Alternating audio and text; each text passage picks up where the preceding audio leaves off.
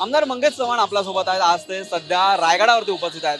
आमदार साहेब, तुम्ही स्वतः या ठिकाणी रायगडावरती उपस्थित आहात. भाषणामध्ये देखील छत्रपती महाराजांनी तुमचं नाव आहे ते घेतलेलं आहे. कसं बघता संपूर्ण सोहळा, काय वाटतं?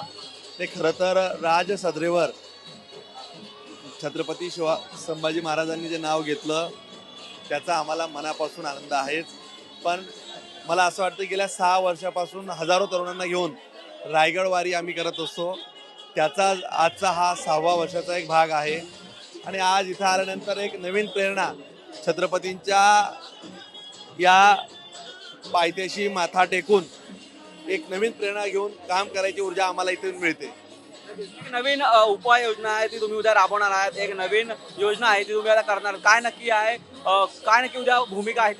नाही, खरं तर ज्या पद्धतीने छत्रपतींनी सांगितलं त्या पद्धतीने एक कॅबिनेट तरी इथं रायगडावर घेतली पाहिजे.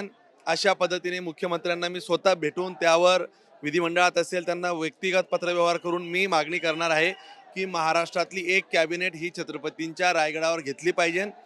त्यांनी स्वराज्याची निर्मिती करून राज्य कसं चालवलं इथं येऊन ते सर्व मंत्र्यांनी प्रेरणा घ्यावी, या दृष्टिकोनातून आम्ही एक कॅबिनेट घेण्याची मागणी करणार आहोत.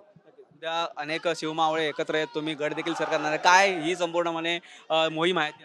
ही मोहीम अशी आहे की आम्ही सकाळी 5 वाजता गड चढायला सुरुवात करू आणि आपला गड आपली जबाबदारी म्हणून जी काही आज कुठे काही कचरा पडला असेल, कुठे काही म्हणजे दुरावस्था झाली असेल ते स्वतः आम्ही साफसफाई करणार आहोत.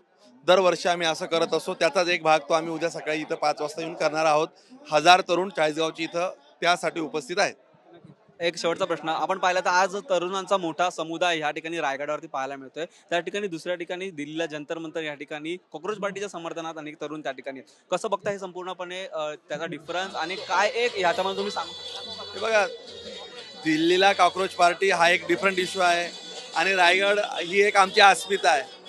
आता त्या कॉक्रोच पार्टीचा बॅक ऑफ द माइंड कोण आहे, ते कसं चाललंय, ते कुठून चाललंय, त्याच्या ड्रायव्हिंग सीटवर कोण आहे, हे काही मला नवीन तुम्हाला सांगायची गरज नाही. पण आज रायगडावर मी महाराजांना नतमस्तक होण्यासाठी आलो आहे.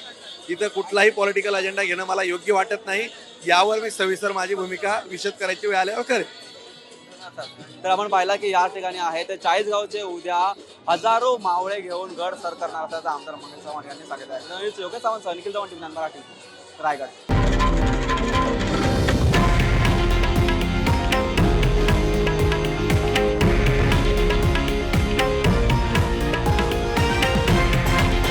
हे आहे देशातील नंबर 1 न्यूज नेटवर्क आणि आपण पाहत आहात TV9 मराठी, एकमेव.